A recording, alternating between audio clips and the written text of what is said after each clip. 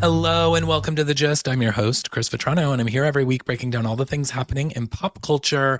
And this week, we are on our second of our three-part series covering the Vanderpump Rules reunion. And man, oh man, first of all, I said this last week, but Peacock is the gift that keeps giving with these supersized editions and uncensored. I don't know why, but like we haven't thought of this before, but Peacock needs to deliver like everything uncensored. I mean, it would be gangbusters for them. They would get so many downloads and so many subscribers if they came out and said all Bravo shows are going to be uncensored on Peacock, because it is like a completely different viewing experience. It is so good. But getting into this second part, because it was a doozy. We pick up right from where we left off from last week. If you haven't listened to last week's recap, it's available now. But it ends with kind of an explosive moment where James is kind of coming at Lisa Vanderpump because, you know, he's like, you're sticking up for Tom Sandoval a little bit too much.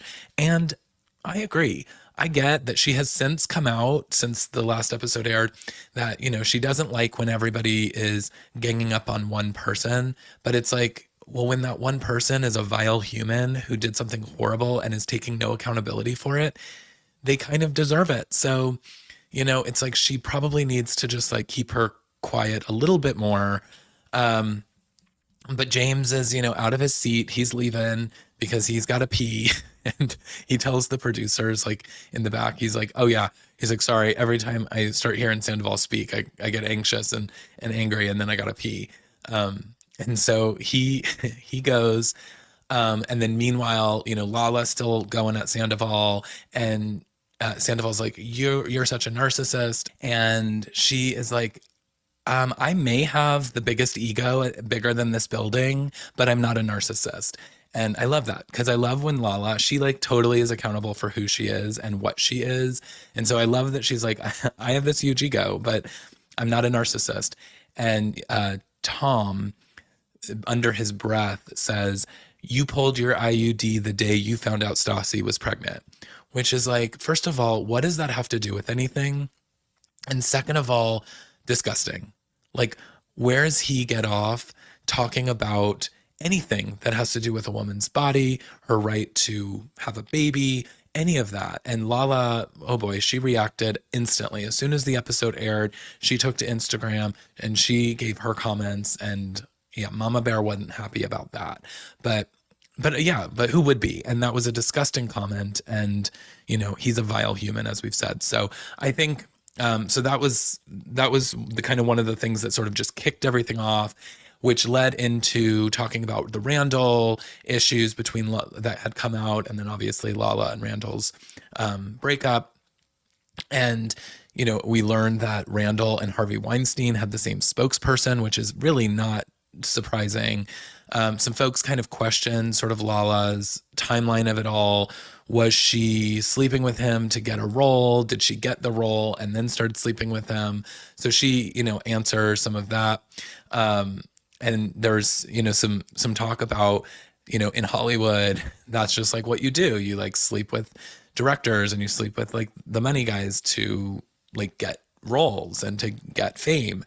And James said something to the effect of like, oh yeah, that's something that I would never do, or whatever. And Lisa's like, well, you slept with Kristen to get on this show. And he's like, no, I have my own thing going on, and you should be thanking me, Lisa, for what I'm bringing to the show. Lala and James are just, they're so funny to watch, and they just have the best sort of like quick comebacks. They're not always great, but like the things that come out of their mouths are entertaining to watch. So I love that. And then we like basically, you know, we hash through some of that a bit, and then we're breaking for lunch. And so we start off with lunch. Oh God, right before the lunch comment, they like cut to Tom Schwartz for some comment, and his hair is like flock of seagulls, like flying all over the place. And Sandoval looks at him and is like, dude, you gotta like run your fingers through your hair. And then it cuts to Katie, and she's like mouthing to him like, your hair. So he's like, what? What's going on? I mean, the guy is just like not there, which we learn why in a little bit, but he's very strange. Everyone breaks for lunch. They walk off, except for Tom Schwartz, who stays on the set to start doing push ups. Like, and then, I noticed everybody is having lunch together. They're all kind of sitting together and eating. Obviously, Tom and goes to Raquel's trailer, Tom Sandoval, but Schwartz is not with them. So I guess Schwartz was just sort of isolated and alone during that time. And it's sad because he is ultimately part of the friend group, but he has been this pawn for Sandoval, and everybody's like done with him. And so, but then he's not with Sandoval because Sandoval's over with Raquel trying to coach her for her part. And, so he gets over to the trailer and they have like this sit down scene that's like they clearly know is being filmed. And Sandoval's like trying to rehash what just happened on the stage. And she's like, oh, I know, I've been watching it all. And he's like, oh. And then she's like, and it's crazy. Like they're just trying to make us out to be liars. And Tom's like, yeah, they're making us out to be pathological liars. And she's like, but we haven't even lied about anything except for this affair, which is just a wild comment. I mean, it was so wild that even Sandoval's face when she said it, he's like, yeah, like, yeah, I guess. And then he's also probably like, and we also lied like about so many things that go along with this affair. So it's bad. And he's a liar in general. So, but then she starts questioning Tom about, she's like, I'm a little confused about some of the things I'm seeing because it's sounding like you guys did have intimacy when you were telling me that you weren't. And Tom has to have some, I don't know, he's like going off about some green sparkly pants and was like, yeah, she always used to hate like what I was wearing. And then all of a sudden one day she was just like, oh, you're the best at fashion. And she was like being nice. And so it was like, we were having that.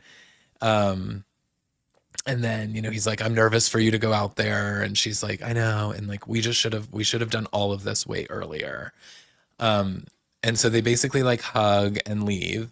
And Tom walks out and immediately is just like, okay, everyone, let's take the cameras down because I need some time with Raquel without cameras. And the producer comes out and is like, absolutely not. You're not allowed to do that. Like, if you guys are together, you're being filmed. So you can't have the cameras off. They get in a fight. I think that Tom may have won because eventually we get like, they take the cameras down and we don't see that they walk away from each other. So I'm guessing that they did have some time because Tom was throwing a tantrum and, being childish.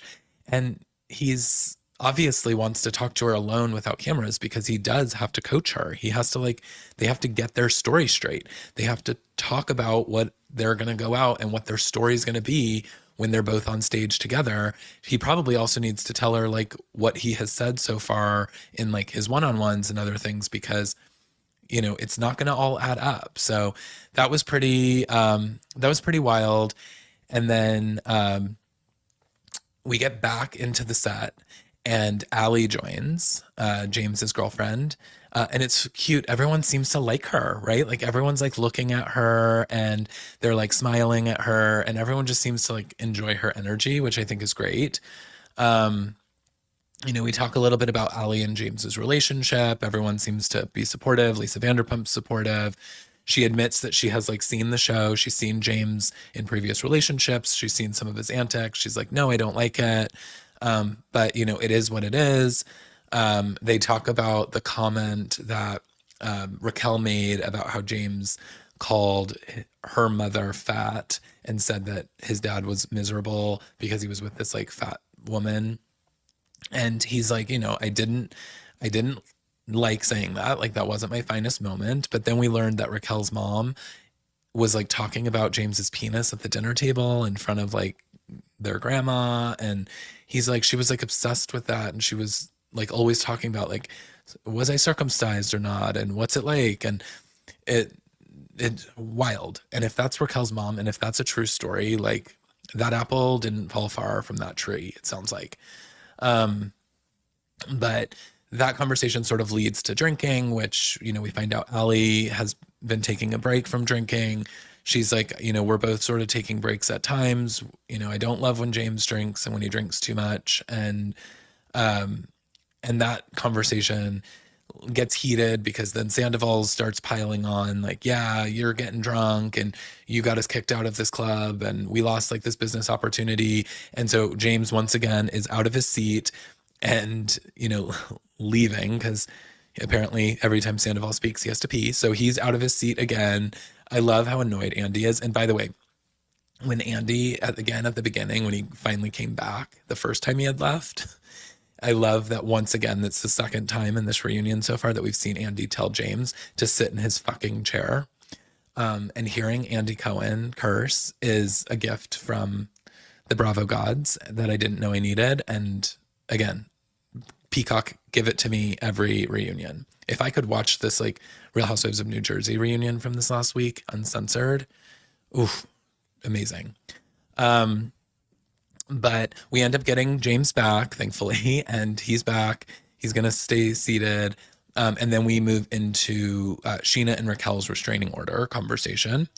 Andy has to explain that, Sheena's going to have to leave in order for Raquel to come. And we learn, but Andy's like, before we do, we want to start talking a little bit about the fallout so that Sheena's here for some of it. So first of all, let's talk about, what really happened after Watch What Happens Live. You guys were like you guys were besties, you guys were having a great time. You learn that this happens. What sort of happens with all of that? And, he's like, did you punch her? And Sheena's basically like, look, we have a court date on the 29th. I can't speak about anything until then. And he's like, you can't tell me whether or not you punched her. And she's like, I can't speak about anything until after the 29th. And so Andy's like annoyed with that, obviously, but then he's like, okay, does anyone here think that she punched her? And I love like Sheena, if you notice, she like kind of like starts doing things with her nails to show that she can't make a fist, clearly signaling to the other side of the couch or the stools, like to say something. And Katie took the bait and was like, yeah, look at Sheena's nails. She can't even make a fist. Like she didn't punch her in the face. So then Andy asks, Sandoval, what do you think? And Sandoval has this like dramatic moment of silence that he probably learned in some sort of like low rent acting class. And Lisa Vanderpump's like, what's so hard about this? Like, why are you having such a hard time answering? He's like, well, I'm in between a rock and a hard place because I want to be thoughtful of my, relationship with Sheena, at which point Ariana is like, you don't have a relationship with Sheena. And then he says, and the truth. And Sheena's like, oh, so here we go. So then Sandoval starts like breaking down what he remembers to be the case, which is that he said he overheard on this like phone call between Ariana and Sheena that Sheena said that she punched that bitch in the face or something like that. And they both are like, absolutely, that didn't happen. That didn't happen ever. Lala's like, I've talked to Sheena multiple times about it after it happened. She called me and never once did she say she punched her in the face. And, and Lisa Vanderpump chimes in and is like, I mean, I think she slapped her. It's like, again, Lisa, like, silence is golden. And then everyone was like, talking kind of about this like phone call that happened and the timeline of the phone call and who heard what. But again, like everyone's piling on and proving that Sandoval is just lying over and over and over to get his narrative out, and Raquel's in this case. And, and then they kind of start talking a little bit about like, the fact that Raquel and Sheena were so close. And she's like, you said all of these things. You were kind of like ride or die for Raquel, but did you never think anything? And Sheena's like, well, I did have some suspicions because Lala started thinking about certain things and saying things. And then Katie like started bringing me some things. And she's like, but I sat down with Ariana and we learned that they had a sit down. And she's like, I confronted her about these rumors that were happening and that there was like some questions about Tom and Raquel's relationship. And she was like, but she was absolutely confident that there was nothing going on. And she turned it down. So she said, I had to believe, my best friend Ariana, that this is like not something that I'm going to worry about. And so then the story shifts a little bit to Sandoval, thinking like getting hit again, going through this like narrative that they had these secret problems, and he's like so ride or die for this storyline that Ariana's like, that's not the case. Like, and he's like, oh, every time we would be arguing and then the cameras would roll, she would like completely change. And she's like, that's not true. And he's like, we would never talk about problems. She's like, and Ariana's like, I've talked about intimacy problems. I've talked about body weight issues. I've talked about, my vagina. I've talked about all of these things.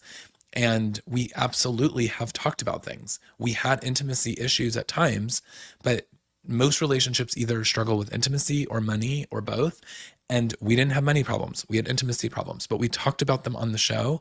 We never once were like hiding anything for the show and or because of the show and from her perspective. And he just keeps being like, we absolutely were. We like, she would coach me and tell me not to say things. And it was, so, I mean, I think he's truly believing this lie. I think this is like, he's told himself this story. He's told Raquel this story so much that this is now his reality as well. And it's just, it is what it is. It doesn't feel like there's a lot of meat on that bone because everybody seems to be debunking that in every which way. And they get in this like a weird fight about who coached who on how to navigate the show. And Ariana's like, you always told me if someone was saying something about you that wasn't true, don't let them finish the sentence. And she goes, so I'm going to keep saying things. And he's like, that was your tactic. That was your tactic. And she's like, that was your tactic. And like, they started going back and forth about it. And then at one point, Sandoval, it like says something like, that was your tactic, motherfucker. And I don't think Ariana heard it, but Lisa sure did. And Lisa's like, oh my God, did you just call her a motherfucker? And his reaction was like, oh yeah, no big deal. It's like, actually it is. Like, that's not what you call a woman that you're apparently going to start crying in an hour about how much you love. So that wasn't a great look for him, but what is certainly not those sparkly green pants. And so then we get back to that, Sheena's going to have to exit. And Andy's like, but before you go, I have something for you from Raquel. She's not allowed to give you in person. And we learn that Raquel has filed I guess, dismissal to dismiss the restraining order, but it was only filed the day of the reunion. And it obviously didn't go through. So Raquel knew that like that wasn't going to allow them to be on the same stage still. So, and at first I thought, okay, this was her tactic to either one, get out of the reunion altogether, or two, she definitely did not want to sit on the stage with Sheena. And now I'm thinking like, actually, she just didn't like, she probably had hoped that this restraining order would keep her from having to film either for a long time or at all with the rest of the cast. But it's clear she wants to film. And so, because the camera's on her the whole time in the trailer and she's, giving lots of faces. And so it's like that, I'm still like unclear as to why she did this restraining order, because then to turn around and dismiss it is like, it's basically her admitting that none of it happened and that that story was a lie. So going back to when she said that she only lied about the affair, it's like, well, then did you also lie about Sheena punching you? Because now that has been dropped. So, so that comes out and, Sheena starts crying and everybody's like getting really emotional because she's like, I was ride or die for this girl and I would have done anything for her. I gave her a home when she didn't have one. I was everything to her. I stood up for her for so many things. And the fact that she would do this to me is so damaging because I already was so betrayed by what she did to Ariana and what Tom had done. And it felt like such a betrayal because I was this person that was like defending them. And to turn around and do this feels so much worse. But then we learn like the toll it has taken in her personal life where, she's talking about how she's like having breakdowns at home and her daughter is seeing her and her daughter's hyperventilating because she doesn't like seeing her mom cry like that. And Lala's crying because she's just like, this is so, like, this has been so horrible. And she was like, and the court system is horrible. And you guys would be in this for way too long and it wouldn't go your way potentially. And she's like, so the fact that this is getting dropped is awesome. She's like, I know your legal team was like ready to go and ready to burn this bitch to the ground, but like, it's better this way. And it was a really nice touching moment. And there was another moment too where Lala really talks about her sort of struggles. It was when Allie was out and she was being questioned about why she had that conversation with Allie on the boat about James and being careful about James. And she's got really vulnerable and she was like, this has just been a really, really hard year. And I went through a lot and it's just been really like toxic, and people have rallied around me and it made me feel really good. But it was nice to see that vulnerable Lala, especially because, I love Lala's claws. And when she comes for someone, like, you never want to be on the receiving end of Lala's tirades. But I mean, because she goes there and man, she goes for the jugular. But it's good. And Lisa even says, she's like, I love this version of Lala. Like, I don't want the angry Lala. I love when you're, vulnerable. Like, let yourself be. And she was, and she had that moment. And and I going back to the Sheena part of it, it's like, it's nice to see her really stand up for her friend in this way and understand that they have this common bond of motherhood, and that it's like, I wouldn't want this for my worst enemy with a child to have to go through these things that you're going through. And she truly means that. And I think that that was a really nice way to sort of kind of put a pin in it. Oh, one other thing that came out after the letter is that meanwhile, while Sheena's crying, Raquel is just like sitting in the back, like watching it all, like no empathy on her face. She doesn't seem touched. She doesn't seem like she's done anything wrong. I mean, outside of being like, I should have written her a personal letter. It's like, why? Like, do you even know how to write? I mean, certainly doesn't know how to spell. I mean, I feel like if she wrote her a letter, it would just be like a lot of drawings. And man, she is a superhuman in a very bad way. But we learned that, the comment came up about how Sheena was like, I would be comfortable with Raquel in my bed, when Allie questioned and was like, would you be fine with her at the Abbey with Brock by himself? And she was like, yeah, I'd be fine with them sleeping in our bed together. And so that comment came up, and we learn that they show some unseen footage that Brock and Sheena and Raquel did all sleep in the same bed. Sheena actually admitted this on the stage, that they slept in the same bed. And she was like, yeah, in Vegas one time, and I was in between them, and it was no big deal. But like, she came into the room and was like, oh, are you guys going to sleep? I don't want to sleep alone. Can I sleep with you? Which is wild, because I mean, this is the Raquel, like the psychological things that are going on with Raquel, where she can't be alone and she has to be like in bed with other people, is like really, really weird. And that's the only way I know how to put it. But, so we learn about that. And then we see this unseen footage from the girls trip where she's talking about like sleeping in the same bed with them. And Lala's like, wait, have you guys had a threesome? And she's like, no.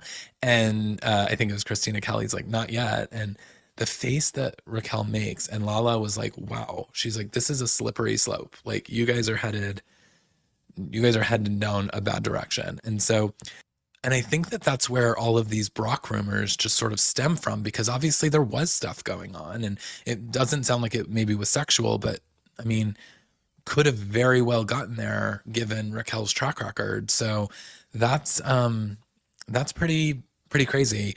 But yeah, so anyways, Sheena has to leave. She gives Andy this vinyl, Good as Gold, as she's exiting. She makes her exit. And then everyone's getting ready for Raquel to come out. Then we flash to the one-on-one interview from the previous day with Raquel.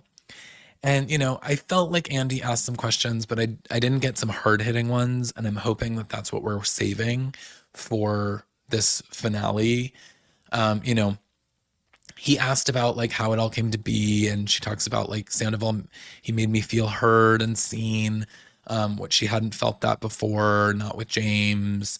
Um, she just overall she just kind of had like a, yeah, like it wasn't great, I'm trying to take accountability, I made some mistakes, but ultimately like that's why I'm here, is I'm going to pay for these things, and I see now that it was wrong.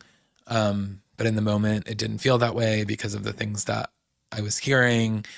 And then at one point Andy was like, it sounds as though you're sort of even blaming Ariana for it, and she was like, she starts being like, well, it did sort of seem that Ariana was in denial, because like Tom would say things to me like, he like would tell her about our time together or ask her like how she felt about it. And she was like, I'm fine with it. I'm fine with it.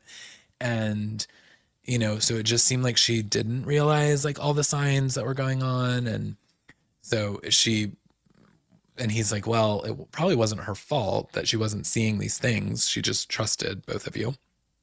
And he asks, how do you feel about, seeing everyone? And she's like, I'm scared. I'm definitely scared to see Ariana. And he's like, what's the future hold? Do you, are you going to be on the show anymore? And she's like, I want to be. And it's like, of course you do. That's what this has all been about. It's the only reason that you came out swinging the way that you did this season is because James and you broke up, and you were like, I got to stay on this show, so I'm going to have storyline. And it's why all of this came to be. And so it's her obsession with fame that got her here. And now she's like one of the most hated women in America. And so it's pretty wild, but that was about it for the one-on-one. Again, I'm hoping that we like saved some of it because it felt a little watered down. Um, I guess Andy did ask, he was like, I think I can't tell if like what you're doing and feeling is like because your parents are feeling this way, or Tom Sandoval is telling you certain things, or if this is like your doing. And she didn't really confirm or deny either way what was kind of happening there.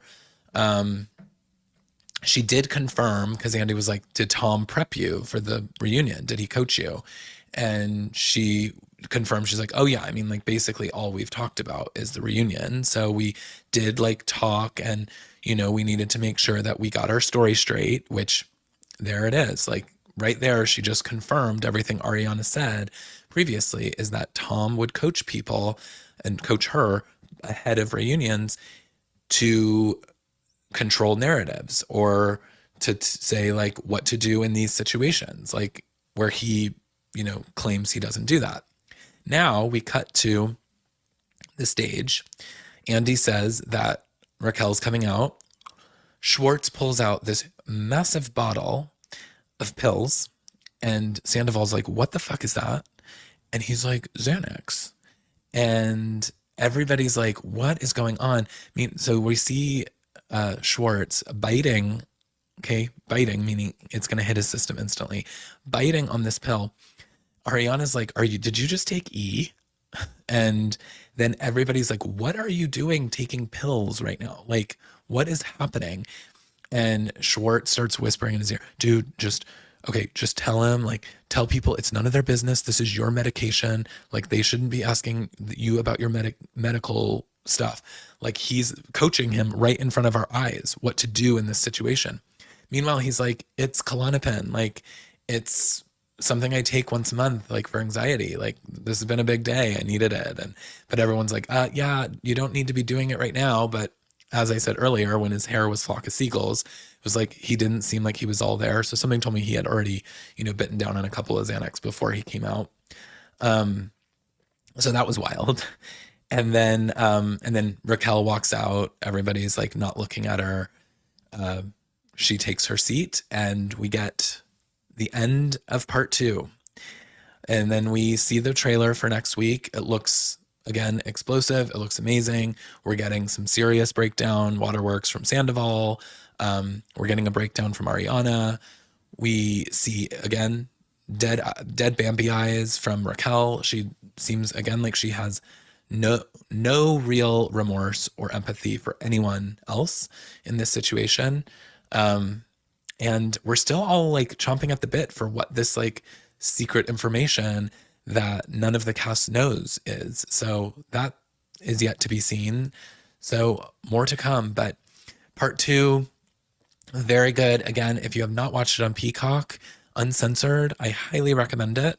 And we will be back next week. On Monday, we are doing our Bravo breakdown episode. So we're back in the mix of things. We've got two explosive reunions. First, the Summer House and the Real Housewives of New Jersey reunion both started. And then also some episodes of Atlanta to cover. And then next Thursday, we will be back with the conclusion of our 3-part Vanderpump Rules reunion coverage. And and I can't wait. I literally need it right now. So, but I hope that you guys all enjoyed it. I hope that you are, feeling the life that I am feeling from this Peacock version. And I hope that you will come back next week for the conclusion. Don't forget, rate and subscribe. And then follow me. I'm at CM Vetrano. I'm on Twitter, Facebook, TikTok, Instagram, all the things. And I would love to connect with all of you.